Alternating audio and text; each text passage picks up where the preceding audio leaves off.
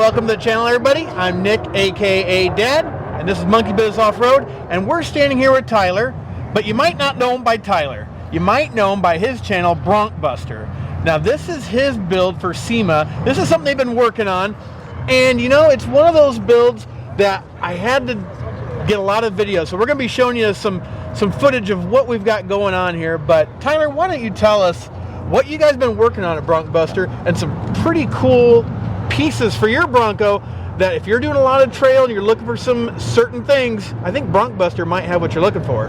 I appreciate that. Yeah, when we started this project, it wasn't just to come to SEMA.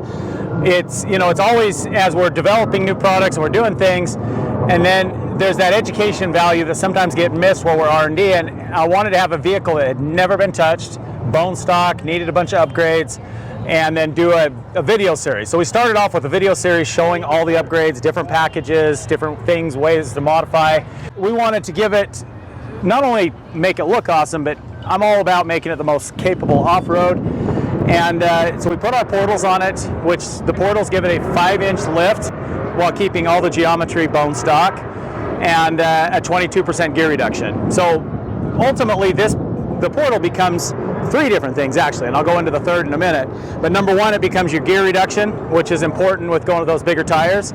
So we can do all the gear reduction in the portal box at 22%. It takes the 446 gears and makes the effective gear ratio about 548.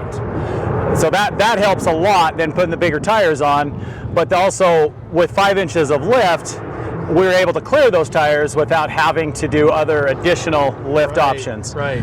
And that was key as well, by keeping all that geometry level. The third thing that a portal really gives an advantage to is it gives you the ability to incorporate in CTIS, or what's called central tire air inflation. So we have an onboard air compressor here, which is a twin compressor ARB. We use their 4-tire air inflation smart system that I can run off of an app, and then modified it in a way that allows me to then pipe air to each of the wheels through the portal, and I can air up and air down through the app on the phone.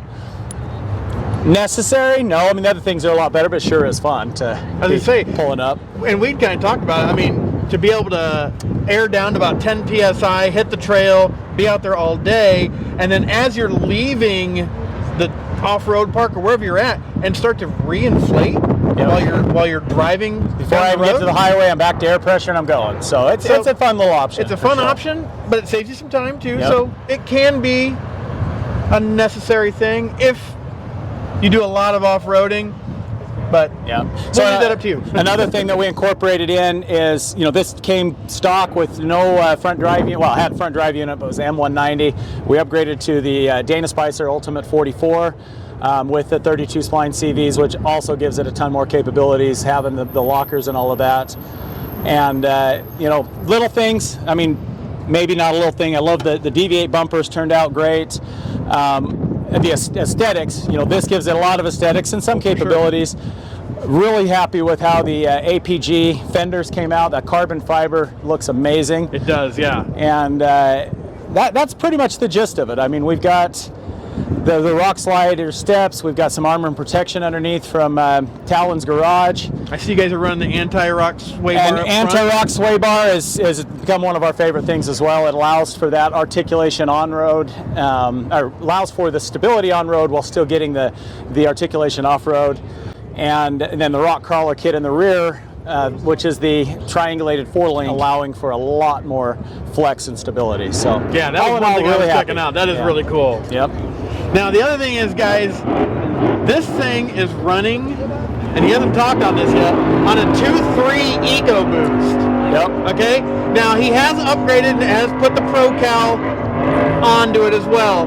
But the reason I bring that up is because Tyler is running a 40-inch tall tire on a 2.3 EcoBoost, and he's running stock control arms, upper control arms.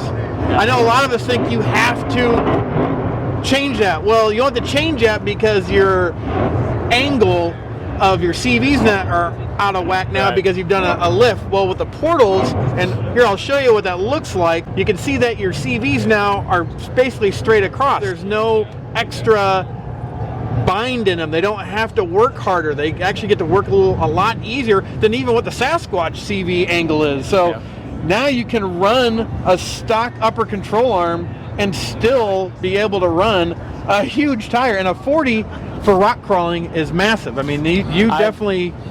The little secret, I'm running 43-inch stickies on the stock upper control arms. They've been the ones that have held up the best out of anything, honestly. No kidding. Out of all the aftermarket. So, you know, it's all about, the experiment for me is where's the money needed, where is it not needed? What gives me the most gains and what doesn't?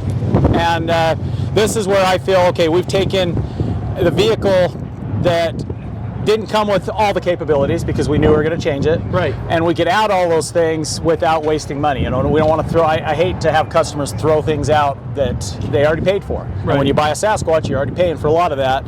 And so the Black Diamond has been my favorite, I guess, platform to start with. Oh, that's a great platform. Yeah, and he's right. Tyler talking about putting your money where it's needed.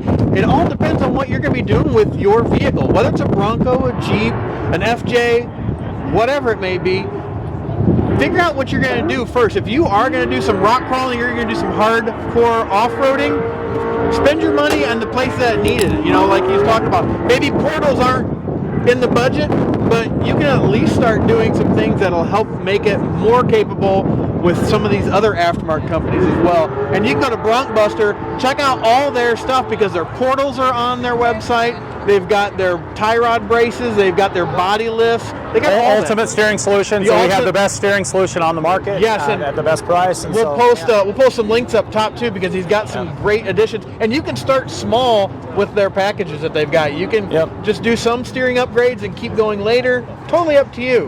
But the whole thing is to educate so that you're not spending money here and then later on tearing that out and starting over. So, you know, the thing about a portal axle at $15,000 price tag, by the time you re-gear, you do a lot of these other aspects, you're doing everything you need and you have a lot more capabilities. So, and saving money in the long run. Yeah, exactly. You're giving you some options right like central tire inflation.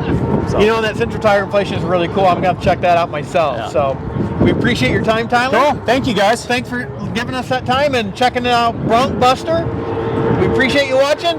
Thanks. Have a blessed day. See you guys.